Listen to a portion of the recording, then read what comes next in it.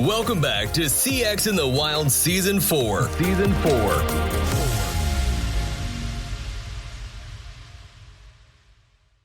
All right. Hi, Trent. Thank you for being on this podcast. It's a pleasure to have you join us just in an impromptu fashion. You and I spoke just a couple of days ago. I saw what you're doing in terms of mapping the journey, operationalizing CX, and I just wanted to get you on the show as soon as possible. Why don't we start with who you are and what you do? Thanks very much for the time, Dennis. It's been great to be able to chat to you over the last couple of days, and obviously you were out at SEM Africa, and we picked up the great work that you're doing there. So I'm Trent Rossini. I'm one of the co-founders of inQuba. We're a customer experience management and more recently a customer journey orchestration company. My prior life really was in the insurance industry, and a lot of the work that we did there was the impetus for setting up inQuba. And I realized during that experience that it was so important to actually understand the customer experience, and we wanted to do something different in the space, and that really led us to set up inQuba, start to define both how to manage customer experiences and then start to developing a software platform in support of that.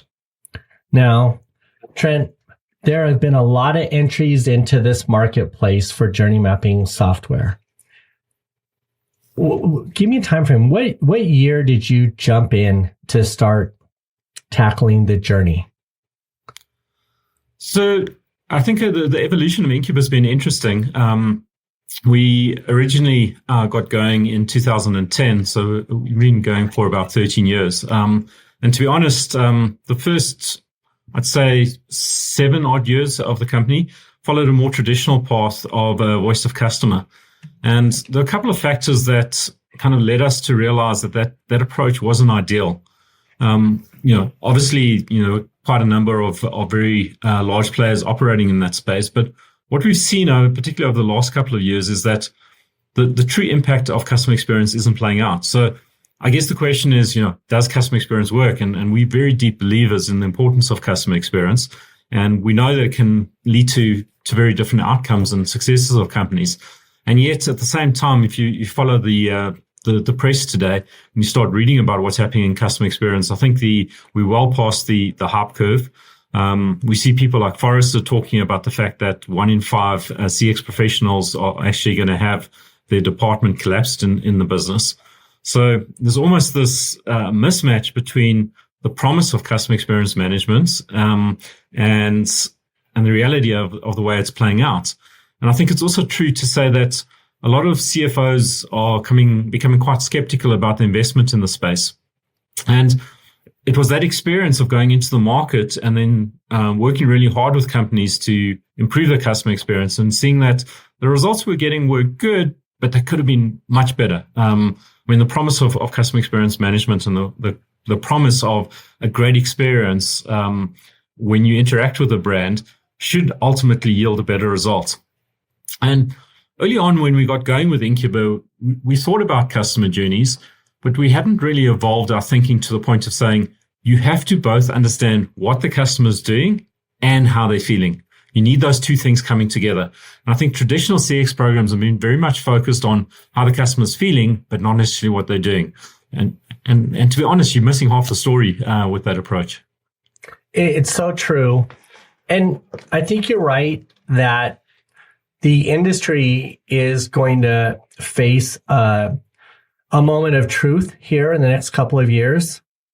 People who struggle with quantifying the journey, measuring the journey in a transparent might be the wrong word. I think what I'm trying to say is we all can map out a journey figuratively and we can attach metrics to it. But those who can reveal the journey through metrics as opposed to measure the journey that they're after, I think will have an advantage. And my belief is your platform it reveals the journeys as well as it measures them. Is that accurate to say? Yeah, 100%. So I think just to reflect on that, and I'll come back to the specifics of how we do it, is I think it's interesting to observe what happened during COVID. So we had all these traditional channels of interaction, and then we had the pandemic. And what happened is obviously organizations started to invest in channels, chat channels, e-commerce channels, online channels, and the whole mode of interacting with customers changed. And then what happened is obviously the pandemic came to an end, and the traditional channels, whether it was the store or the call center, they were still there. So what happened during that period of time is you actually had this whole proliferation of channels and interaction. So the challenge of understanding the customer experience changed. And the reason it's so important to actually keep track of customers is because of this exploding exponential development in terms of multiple channels in an organization. I mean, you'll know, we've got organizations such as Best Buy that are, for instance, doing really well, even against players like Amazon, where you're going into the store, but you're doing, maybe you're ordering online and then you're doing your follow-up service through a different channel. So what's happened is you've had this explosion of channels and you've got one customer interacting across multiple channels. So this need to actually understand the real journeys, not the theoretical journeys. I mean, you can model out the online channel and you can model the store channel. The question is, when Dennis is interacting with a brand like, for instance, Best Buy, what does his individual journey look like? How much is online? How much is chat? How much is call center? And so that need is very strongly there. What we've done is we realize that is such a critical part of the customer experience, not only to understand what customers are doing and the channels that they're going through, but how they're feeling. And you're 100% right. We've then taken that and we've actually developed a technology that can ingest from all of those channels. So we can plug into the website, we can plug into the app, we can plug into the call center, we can plug, in a way, we can sort of plug into the store by using things like QR codes and in-store promotions and vouchers. So we developed a capability that can ingest all of these data points. And then rather than having this theoretical view, which is always flawed, it's almost flawed by definition if you work in an organization because you're not getting the true outside-in view, is we ingest the data and we get to reveal truly what the customer journey looks like.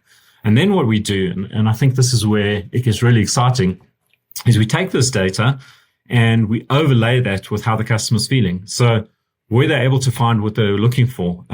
Was the store assistant helpful? Was the price point appropriate? Was the right range of products there? And we pull all this data together so you can actually start to understand the customer. And we take that one step further and we say every customer journey has a start and it's got a goal. And it's really important to understand that. But it's really difficult to understand the paths by which you go from the start to the goal. And then what you want to understand is you want to understand how customers are progressing along the customer journey to reach the goal. And then often what will happen, and in fact it happens all the time, is customers drop off. So when if you've done work either for telcos or insurance companies or retailers, everyone knows that there's a significantly higher number of customers that are coming in through the front door. Front door could be the physical front door. It could be, for instance, a website for quoting for an insurance product. Alternatively, it could be an online capability for, say, a mobile plan.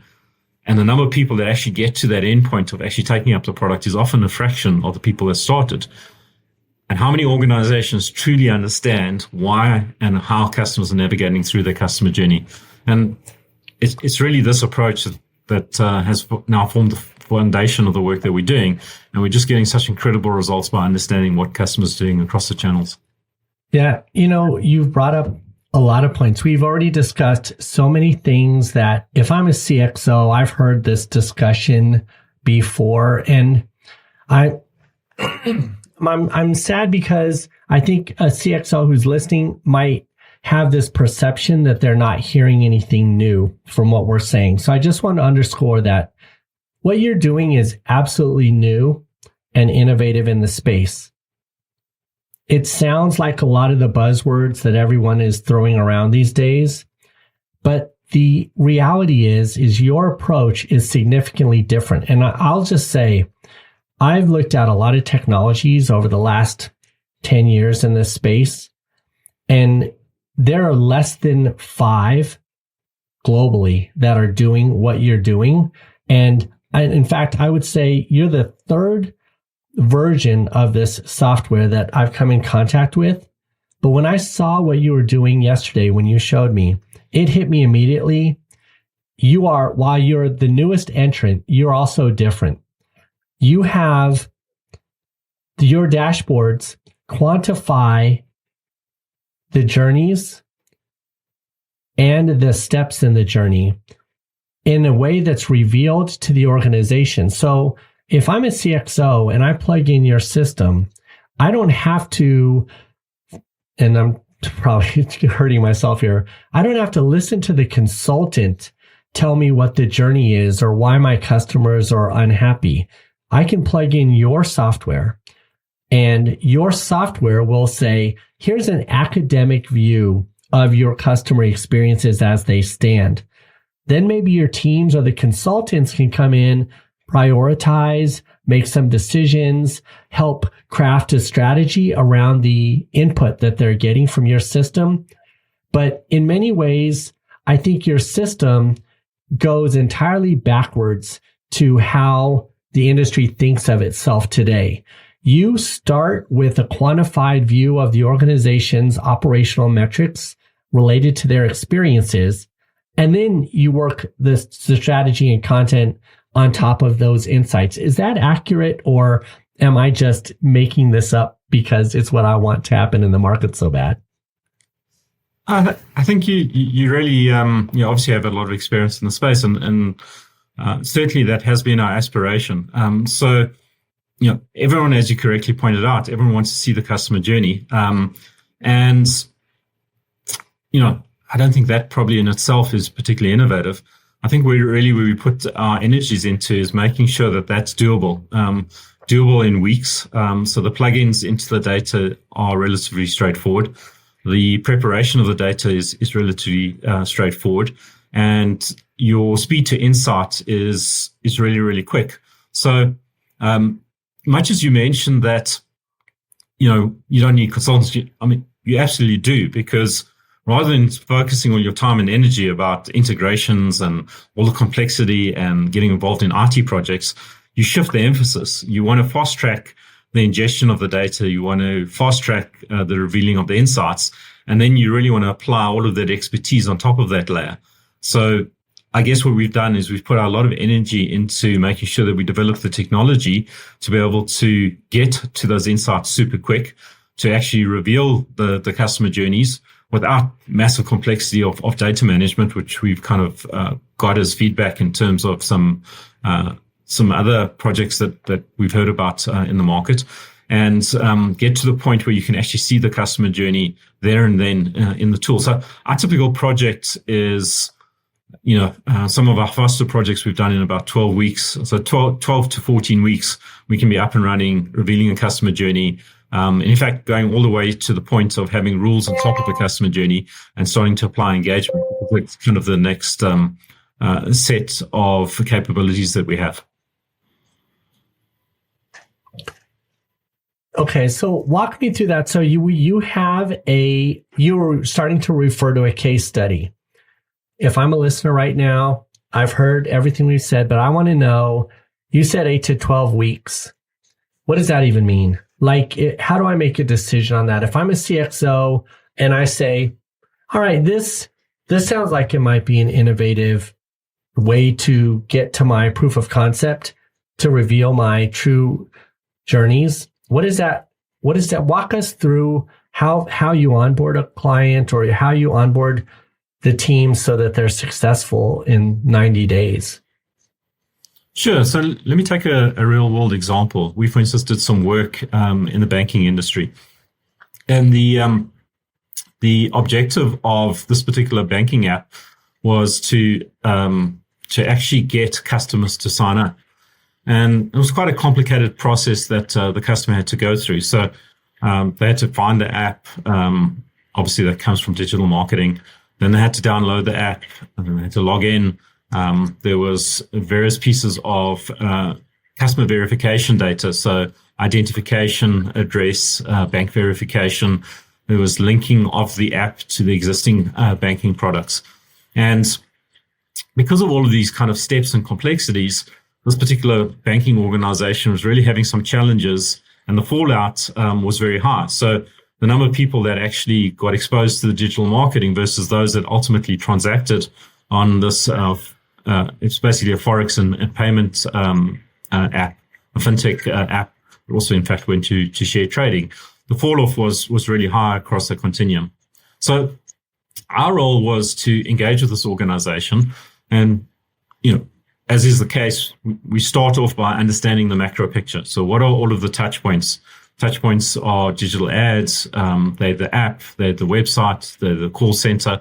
But there's also certain back-end touch points where, for instance, ID verification information is provided and address verification data. So the starting point for us was, first of all, to understand that.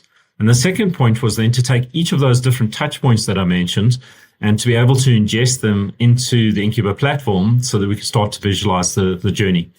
So we start off by having a high-level mapping, and we do that. When I say mapping, it's not days of mapping. It's literally one workshop. We then define each of the touch points in the journey. We refer to them as journey points. And then we do a mapping between our platform and what the source of the data is. And we've developed a whole lot of connectors that make that process relatively quick and efficient.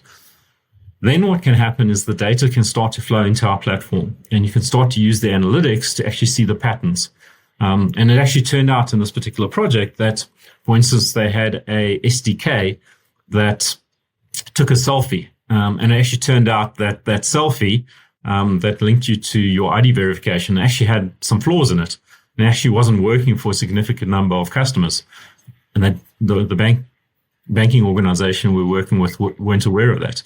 So we get to ingest all of those journey points. We get to visualize and see the paths, and we get to see where customers are falling off and why they're not progressing to the point of having a verified account and why they're not depositing funds at the end.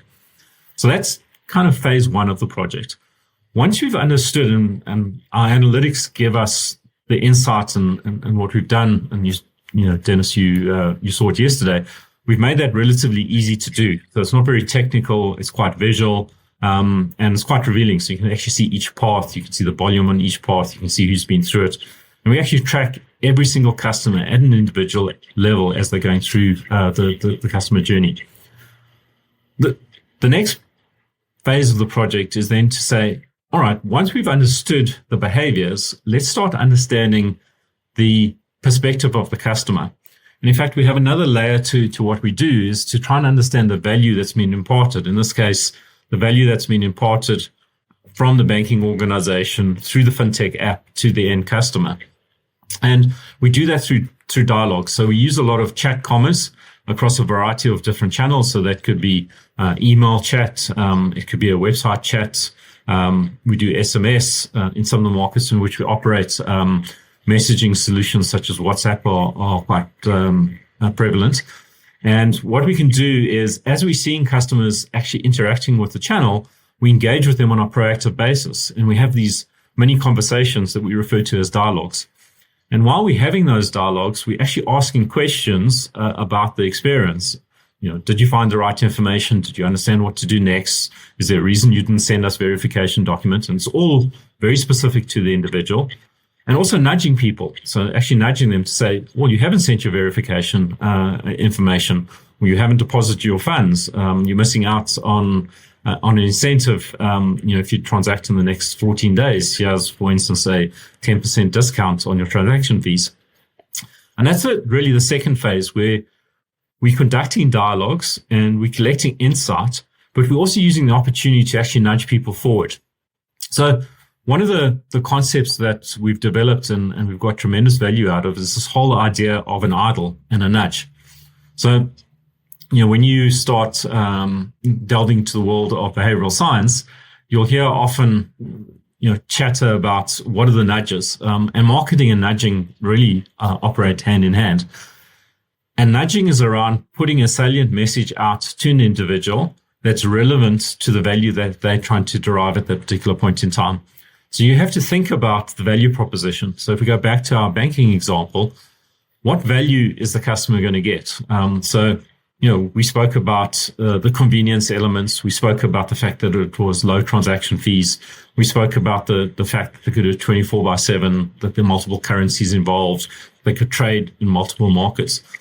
And you use nudges that are embedded through the dialogues and nudges to have this highly personalized set of engagements along the customer journey. And those help drive the customer along the path towards the goal. And whenever customers are getting stuck, we actually are creating intervention points. And we refer to them as idles to say, hey, this customer hasn't moved forward for 2 or 3 days. So, what is the issue here? And either to send them some information to incentivize them to go to the next step, or alternatively collect insights to figure out why they haven't progressed.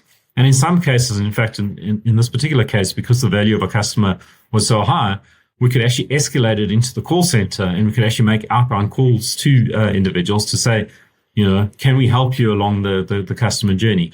And that's exactly what we did. So that whole process that I described now, which is high-level mapping of the journey, ingesting of the data, constructing the dialogues, understanding the issues, also doing a whole lot of text analytics, which is an embedded part of our solution, and driving customers towards the goal. That's all of what we did within the scope of that project, and that's all doable within the 12 to 14 week period that you mentioned earlier. Well, thank you for that explanation. One of the things I would like to just say is I hear that you've explained what you do, but I think what I heard also is the value. If I'm a CXO, having the tool reveal the paths for me. On that path, identifying the milestones or the touch points or the intersections of an omni-channel experience to some degree. I mean, it depends on the number of touch points, but certainly having a system that tells me quantitatively what the journeys are, where the touch points are, and to your point, being able to quantitatively and qualitatively engage with customers along each of those steps with the technology, automation, or orchestration in place to insert ourselves into the conversations where they matter, these nudges that you're describing. It's a powerful approach to journey mapping, in my opinion. And it sounds like you can do this quickly. I don't know if you have had to have seen or heard this meme where they had a campus of some sort and they were going to put the sidewalks down, but before they put the sidewalks down, they let the students walk to see where they would walk and then put the paths down. A lot of people like that metaphor, but what I think is different about your platform versus that metaphor, which is your platform doesn't require the paths to be concrete. Though your platform will reveal the students in the morning, the students in the evening. You, in a sense, give a CXO the ability to see the journeys when they matter to the business and nudge customers along the paths that have proven to be successful or have proven to have challenges. Would that be an accurate statement? 100%. So I think if you're truly customer centric, you shouldn't design a customer journey path, because if we go back to the point about having multiple channels, you just don't know. Certain people are shopping 2:00 in the morning. Others are sitting doing it at work. Some are using the online channel. Some want to speak to the call center. And the point is today that businesses and certainly telcos, banking clients, retailers, they're all multi-channel. And the question is, which channels are the customers actually using? And you can't prescribe behavior. This sort of notion that the online channel is distinct from the offline channel, it's just not a notion that stacks up anymore, because people move transparently between the channels. And what we've done is, really try to make it as easy as possible in the preparation of the data so that the paths reveal themselves. Because all of this is possible with a whole swath of data scientists and months and months of ETL work and massive swaths of data running in a platform. But no one has the time, and certainly no one has the budget to be able to do that. So what we've done is we've enabled that capability that I think a lot of organizations aspire to have at a price point, and certainly in terms of an effort cost, that allows you to get to that point super quickly. And we do that both in an aggregate layer and we do it at an individual customer layer. So we know every single customer, the path that they're going on. So you can look at an individual customer, or you can look at all customers and the average of the paths. But there's something in between that becomes quite powerful to actually start looking at segments of customers. So you get to start grouping customers, and then you can start to group and look at customers that form part of different segments. And those segments are completely definable. So they might be defined, for instance, by a bank based on a income algorithm, or they might be, for instance, defined by, say, customers that fit into promoters and detractors, and how are their paths different, or maybe demographics. And the point is, because we have the data at both a aggregated layer and at a detailed layer, it allows us to do the analysis and compare those different levels of interaction. And as I say, I think part of it is actually having the capability, but a significant part of it is just the speed with which we can do that, and relatively speaking, low complexity. I love everything you said, but what I love most, and honestly, one of the core reasons why I felt like I had to get you on the podcast and had to get your voice out right away is, as I see the global economy open up, I see cost advantages around the world, and I see the barrier to entry to cross borders get lower and lower. And here's the truth. Your solution, while I said it is one of the three that I can think of, you're absolutely the most cost efficient option. I feel like your solution provides these innovations, a scientific approach to the customer experience, and yet your cost is so much lower than the rest of the world. How do you want to explain that to the world? I could use my own terms, but I think I would fumble with saying it elegantly. How do you stack up in terms of cost go-to-market for these sorts of tools around the world? Well, I guess because our entry point has been in emerging markets, we have to, first of all, price for those markets. And those markets, to be honest, typically just have lower budgets. I think that's the one dynamic. The second element is that, I guess, capital is scarce. And therefore, when you're doing a new and innovative technology, you have to be super efficient with your use of capital. So we haven't had the level of investment that potentially some of the other players in the market have had, and therefore that means we, ultimately don't have to generate the same level of returns. So we've tried to do a lot more with a lot less. So and based on what we've seen and based on the customers that we've interacted with, we get a sense that our price point is probably about 25% of many of the other players in the market. So obviously we've got similar hosting costs, and we've got similar licensing costs, but our labor costs are a lot lower. And then secondly, I think we've spent a tremendous amount of time on making sure that we are super efficient in terms of how we take things to market. It's so true. I've been quick to say, particularly Africa as a market is such a hotbed for innovation because the customers are more thrifty than almost anywhere else in the world. That causes the budgets to be lower, and it causes the brain to have to work more and create better, faster innovations. I can't even express to the world how important it is to look at other markets for innovation. And I think you're a shining example of that.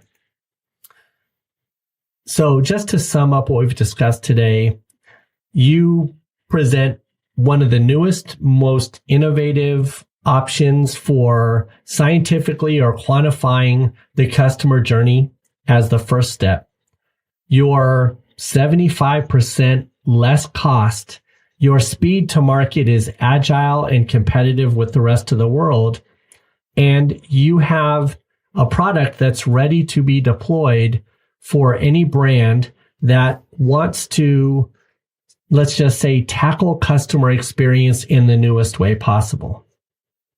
Yeah, I think those points are valid, but I think it's also important to mention that we haven't taken any shortcuts in terms of our technology. So we are a very strong partner of Microsoft. We only run, for instance, on Azure. We make sure that all of our security is completely up to spec on a world-class basis. We work extensively with organizations across the globe. So I do think we are able to offer something that meets all of the rigorous requirements and personal information management requirements and the performance requirements and scalability requirements. But as you said earlier, we've just had to work, I guess, harder because we had no choice. I think in many respects, sometimes those forced constraints just get you to think about the problem quite differently. And if you're going to be successful in taking a new technology to a market that has low budgets, then you just have to make a plan. As everyone probably knows, Elon Musk is a South African, and he's done pretty well in terms of taking innovation to the space industry. So, we hopefully can ride off the back of some of the things that he's done, and he's very much adopted a engineering change constraints approach to the world. And I wouldn't say we're quite at the scale of SpaceX, but hopefully some of that thinking has kind of played out in the solution that we've managed to put together. I think it has. It's been an honor to speak with you, Trent. If there's someone listening and they want to follow up and learn more about you, where do they go? So obviously our website is a great place to go. We've got extensive information on the website. It's www.inQuba, that's inquba.com. And there's a whole section of case studies. We've got a number of blogs. We update resources. And then obviously, feel free to reach out on the website, and we'd be more than happy to spend some time with you, taking you through some of the projects that we've done, sharing case studies, and helping you understand how we could potentially apply it to your particular industry. Awesome. Trent, thanks for being on the show today. Thank you so much, Dennis. It's been an absolute pleasure. It's always great to talk about something that we are absolutely passionate about. And particularly when we have the opportunity to talk to people like yourself that have been in the industry for a while and recognize that hopefully there's a better way of doing things. Thanks for listening to CX in the Wild. We hope to see you the next episode.